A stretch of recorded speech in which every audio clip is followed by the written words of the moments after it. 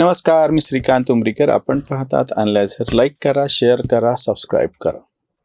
जंतर मंतरवरती जेव्हा आंदोलन सुरू झालं होतं तेव्हापासून आम्ही एक अशी भूमिका स्पष्टपणे घेतलेली.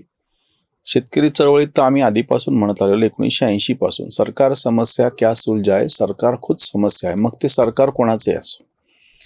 शेतकरी संघटनेचं पहिलं आंदोलनच मुळात सुरू झालं होतं तेव्हा जनता पक्षाचं सरकार केंद्रामध्ये सत्तेवरती होतं. मोहन धारिया व्यापार मंत्री होते आणि कांद्याच्या निर्यातीला बंदी घातलेली होती. ज्यांना कोणाला तेव्हा सुद्धा असं वाटत होतं आज तरी जसं भाजप विरोधी वातावरण, तेव्हा आमच्या लहानपणीची गोष्ट आहे की सगळं काँग्रेस विरोधी वातावरण असायचं. आणि त्याही वेळेस म्हणजे मी तर अगदी 13 वर्षाचा होतो, मला चांगलं आठवतं. 1984ची ती लोकसभेची निवडणूक होती. इंदिरा गांधींच्या हत्येनंतरची सहानुभूतीची सगळी लाट आलेली होती आणि माझे काका काँग्रेसचे ज्येष्ठ नेते होते.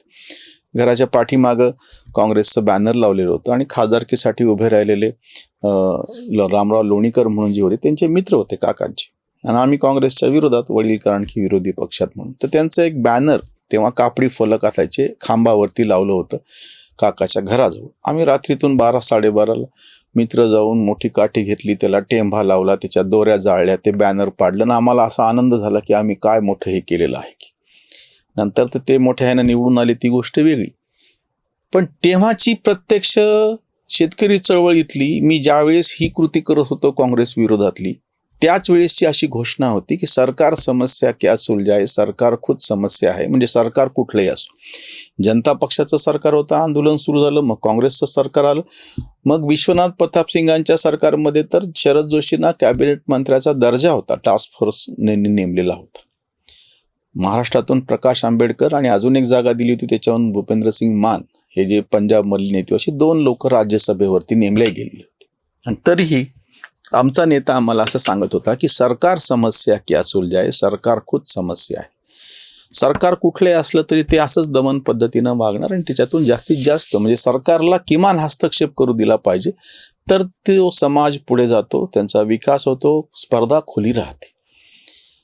आता जंतर मंतरवरती आंदोलन होतं, सरकार तेव्हा सगळ्यांना ते मोदीच्या विरोधात वाटत होतं, तिथलं राज्य सरकार हे पण भाजपचं आहे, सगळ्यांनी मोठ्या तावातावाने हे केलं. आत्ता मी तुम्हाला जो आता व्हिडिओ दाखवतोय हा झारखंडमधला आहे. ज्यांनी कोणी सगळ्या त्या जनरेशन झेडची भाषा अतिशय काय म्हणतील त्याला अश्लील, अभद्र अशी सुद्धा असलेली पण त्याचं कौतुक केलं होतं जनरेशन झेड. त्या तुलनेमध्ये ते हे पोरं फार चांगल्या पद्धतीनं सुसंस्कृत पद्धतीनं बोलतात, आंदोलन करतायत, मोर्चे काढतायत. मग आता कोणाची बाजू घ्यायची तुम्ही बघा तो व्हिडिओ. देश झारखंड सिर्फ खनिजों के लिए बनाया गया है क्या? 4000-5000 में अपना जीवन जी रहे हैं.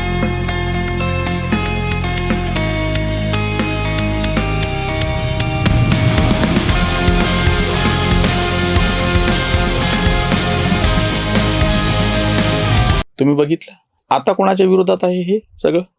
त्या ठिकाणी कोणाचं सरकार आहे? झारखंडमध्ये इंडिया आघाडीचं सरकार आहे.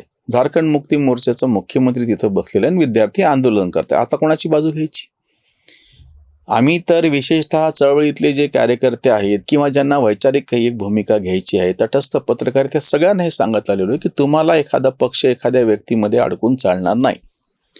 तुम्हाला स्पष्टपणे तुम्ही जो ठरवलेला आहे, जो विचार, तुम्ही ज्या विचाराची चौकट मान्य करता, तुमची जी भूमिका आहे त्या पद्धतीनंच तुम्हाला भूमिका घ्यावी लागेल. खुल्या अर्थव्यवस्थेची भूमिका आम्ही 1980 शेतकरी चळवळीमध्ये आणि 1990 नंतर स्पष्टपणे रास्तभाव न वागता खुली बाजारपेठ मागायला लागल्यानंतर जो बाजारपेठेवरती अतिक्रमण करेल, जो बाजारपेठेमध्ये हस्तक्षेप करेल, जो सरकार म्हणून तिथं घुसू पाहिजे, त्या सगळ्याला बाहेर काढणं, मग ते सरकार कोणाचे असो.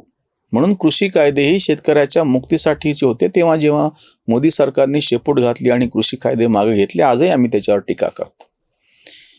आताही आमचं असं म्हणणं नाहीये की केंद्रात भाजपचं सरकार आहे, राज्यात दुसरं सरकार आहे, असं काही. कुठलंही सरकार असो, शिक्षणामध्ये सरकारी हस्तक्षेप नको. एका ओळीतलं मी तुम्हाला सांगतो, या सगळ्याचं मूळ कुठं आहे की नको तेवढा जो हस्तक्षेप सरकारी पातळीवरती चालू आहे शिक्षणामध्ये. मेडिकलच्या जागा जाणीवपूर्वक कमी ठेवल्या जातात आणि त्याच्यामुळे हा सगळा उद्रेक समोर येतो.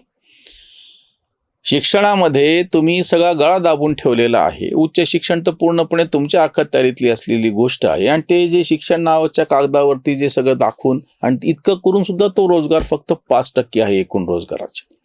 हा तर मुद्दा आम्ही वारंवार सांगून थकलो. की कुठल्याही परिस्थितीमध्ये सरकारने कितीही म्हणजे सगळं जाणीवपूर्वक जोर काढून प्रयत्न करो, सरकार आज तागायत 1947 पासून किंवा 52ला संविधान लागू झाल्यापासून 52 पासून मोजा, कुठलाही तुम्ही काळ घ्या, गेल्या 70, 75, 80 वर्षामध्ये 78 वर्षांमध्ये तुम्हाला 5% पेक्षा जास्त एकूण रोजगारामध्ये काही तुम्हाला काम करता नाही आलं सरकार म्हणून. बाकी सगळा 95% रोजगार म्हणजे मॅक्झिमम सगळ्यात जास्तीत जास्त रोजगार हा खुला आहे. खाजगी क्षेत्रात ते स्वयंरोजगार आहे, काय करायचं ते आहे. आणि हे सगळं भांडी मारामारी चालली 5% साठी. शिक्षणाची तर अशी बोंब होऊन बसलेली की आता हे आंदोलन करतात, कुठे आंदोलन करू शकतात विद्यार्थी, कारण की प्रत्येक ठिकाणी अस्वस्थता आहे.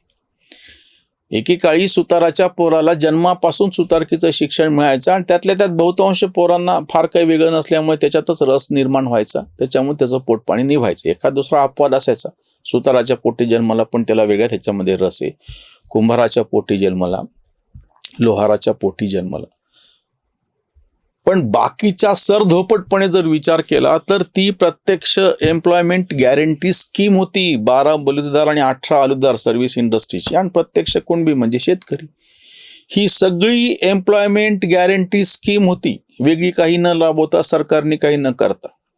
आज प्रॉब्लेम असा झालेला आहे की आम्ही ती तर वेगवेगळ्या कारणानं मोडीत काढली सगळी बलुतेदारी, आलुतेदारी. त्याला पर्याय म्हणून जिथं जिथं सर्व्हिस इंडस्ट्रीमध्ये लोक काम करायला ते त्यांचं शिकायला जातात. जुनी सिस्टीम आम्ही मोडीत काढली होती आणि नवीन सिस्टीम भाकडे. काट्याच्या आणीवर वसले 3 गाव, 2 ओसाड, 1 वसेचिना, तसंच झाले ते. जुनी सगळी जी व्यवस्था होती पोटपाणी देणारी, कमी जास्त स्वरूपात का होईना, सगळ्या गावामध्ये, गावगाड्यामध्ये सगळ्यांना समाविष्ट करून घ्यायचं. त्याच्यातले खरं तर दोष दूर करून आम्ही ती सगळी व्यवस्था स्वीकारायला पाहिजे होती, पण आम्हाला शहाणपण जास्तीचं, आम्ही ते सगळं मोडीत काढलं.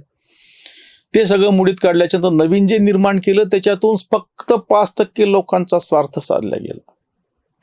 बाकीच्या 95% रोजगाराच्या संदर्भात आम्हाला काही करता नाही आलं, आम्ही काही करू शकत. आता जेव्हा आंदोलन होत आहेत, हे आता काय भूमिका घेणार तुम्ही, आता काय करणार, भाजपचे समर्थक काय म्हणणार, बघा. आता हे तर ह्या शिक्षण मंत्र्यांनी राजीनामा दिला पाहिजे. किती शिक्षण मंत्र्यांचे राजीनामा, कोणाकोणाचे राजीनामे मागतात. गाडगे बाबाच्या आयुष्यातली फार चांगली गोष्ट आहे, म्हणजे उपदेश घेण्यासारखी गोष्ट, चांगली नाही, वाईटच घटना आहे. मुलाचा मृत्यू झाल्याच्यानंतर कोणीतरी त्यांना सांगायला जातं, तेव्हा गाडगे बाबा म्हणले होते की किती गेले कोट्यानो कोटी, काय रडू एकासाठी. माझ्या घरचं पोर गेलं म्हणून काय झालं, कितीतरी जणांच्या घरी मृत्यू झाले, तर मी कोणाकोणाला पुरणार आहे, काय करणार आहे. कोणाकोणाचे राजीनामे मागता तुम्ही. प्रत्येक ठिकाणी सरकारी जो हस्तक्षेप आहे, सरकार कोणाचंही असो, तो कमी जोपर्यंत आपण करत नाही. हे सगळं शिक्षण व्यवस्था जी आहे, आत्ताची जी भाकड होऊन बसलेली शिक्षण व्यवस्था आहे, म्हणून न्यू एज्युकेशन पॉलिसी आणि ह्याच्यावर चर्चा व्हायला पाहिजे. त्याच्याऐवजी जर आम्ही असे 1-1, 2-2 प्रतिकात्मक स्वरूपामधले राजीनामे आणि हे मागत बसलो तर ते संपणारच नाहीये. काल आम्ही धर्मेंद्र प्रधान यांच्या राजीनाम्याच्या विरोधामध्ये बोललो, म्हणजे त्या ह्याच्या सगळ्यांना वाटलं की आम्हाला धर्मेंद्र प्रधान यांचं वाचवायचं आहे आणि भाजपचं समर्थन करायचं. आता मी भूमिका घेतो. आता जे कोणी झारखंडमधल्या या आंदोलनाच्या पार्श्वभूमीवरती तिथल्या शिक्षण मंत्र्याचा राजीनामा मागत असेल, तेलंगणातल्या शिक्षण मंत्र्याचा राजीनामा, पंजाबमधल्या शिक्षण मंत्र्याचा राजीनामा, कुठलंही नाव तुम्ही घ्या ना, प्रत्येक ठिकाणी अडचणी आहेत. मग हे किती दिवस करणार तुम्ही असं.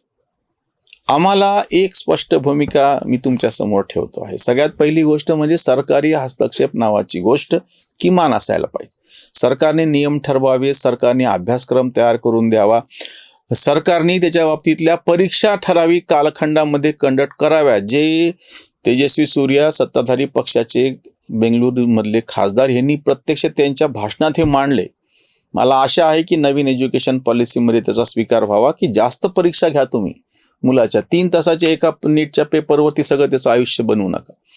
4थीची परीक्षा घ्या, 7वीची परीक्षा घ्या, 10वीची परीक्षा घ्या, 12वीची परीक्षा घ्या, या 4 परीक्षा घ्या, प्रॅक्टिकल परीक्षा घ्या, शिवाय एंट्रन्स परीक्षा घ्या. सगळ्याची सरासरी काढून त्याचे मार्क ठरवा. एका परीक्षेमध्ये त्याला हे नाही केलं तर दुसरा त्याला एक चान्स उपलब्ध करून द्या. जास्तीत जास्त पद्धतीने परीक्षा घेऊन त्या मुलाचं जजमेंट करून मग मेरिट लिस्ट लावा आणि त्याच्याप्रमाणे मुलं निवडून जागेच्या एक 5-10% जास्त, 100 जागा असतील तर 150 मुलं, जे काही प्रमाण ठरवून तितके निवडा, मग त्यांची परत वेगळी परीक्षा घ्या. हे सहज शक्य आहे. आणि काहीही सरकारने स्वतःच्या ज्या शाळा आहेत पूर्णपणे 100% ग्रांटेड असलेल्या तेवढ्यांची जबाबदारी घ्यावी. बाकी सगळ्या शिक्षणातून अंग काढून घ्यावं. खाजगी पातळीवरती जे काही खुली स्पर्धा जर असेल तर लोकांचं शिकतील, लोकांचं ठरवतील. जसं तुम्ही गॅसची सबसिडी त्यांच्या खात्यामध्ये जमा करायला फारच तुम्हाला हौस आणि शिक्षण, मी त्याच्या बाजूचा नाहीये, पण लोकांना तुम्ही पर्याय उपलब्ध करून द्या. ही सरकारी शाळा आहे, प्रत्यक्षामध्ये 100% तिथं तुम्हाला फीस नाही, काही नाही, सगळं माफ आहे, तिथं जा. किंवा प्रत्येक पोराच्या मागे इतकं एक एज्युकेशन व्हाउचरच्या नावानं पैसे म्हणून त्यांच्यावरती ते व्हाउचर द्या. ते ज्या कुठल्या शिक्षण संस्थेत जिथं कुठं शिकतील, काय जमा करतील आणि त्याचे पैसे त्यांना मिळतील, त्या संस्थेला मिळतील. बाकी तुम्ही मध्ये पडवून तुमच्याच्यानं होत नाही. कितीतरी विषय आहेत, जसं सार्वजनिक धान्य वितरण व्यवस्था, PDS पब्लिक डिस्ट्रीब्युशन सिस्टीममध्ये गळती लागते, अन्न सडतं, साठवणूक खरेदी सगळीच बोंब. याच्यापेक्षा तुम्ही प्रत्येक माणसाच्या खात्यावर तेवढे पैसे द्या. आमचा एक मित्र तर गमतीनं म्हणला होता की सरकारने शेवटी एकच खातं काढावं की प्रत्येकाकडं पर माणसी तुम्हाला पैसे वाटप करायचे आहेत ना, किती माणसे ठरवून प्रत्येक वर्षी त्याच्या खात्यात तेवढे पैसे टाकून द्यायचे. सरकारची जबाबदारी संपली. सरकारने नियम करावेत, बाकीचं काही करावं. आता झारखंडमध्ये सुरू झालेलं आहे आंदोलन. भारतीय जनता पक्षाच्या तर हातामध्ये तुम्ही कोलीतच दिलेलं आहे. तुम्ही त्यांच्या शिक्षण मंत्र्याचा म्हणजे केंद्रीय शिक्षण मंत्र्याचा राजीनामा मागितला, त्यांनी तो दिला. आता तुम्हाला बोलायला चान्स नाही. त्यांनी नवीन कायदा आणला, चर्चा केली, अपराध्यांना शिक्षा केली. आता हे आशाला असंच प्रत्येक राज्यामध्ये करा असं होणार. ज्या राज्यांमध्ये निवडणूक आहे तिथं तर अजून जोरात होणार. बघूयात काय होतं ते. असं जे मी नेहमी म्हणतो ते तर बघायलाच मिळायला लागले, काही वेगळं सांगायची गरजच नाही. हे बुमरँग झालेलं आहे जंतर मंतरचं आंदोलन, आणि आता विरोधी पक्षांच्या राज्यांमध्ये त्यांच्यावरती ही नेमकं उलटताना दिसत आहे. इथेच थांबू. धन्यवाद.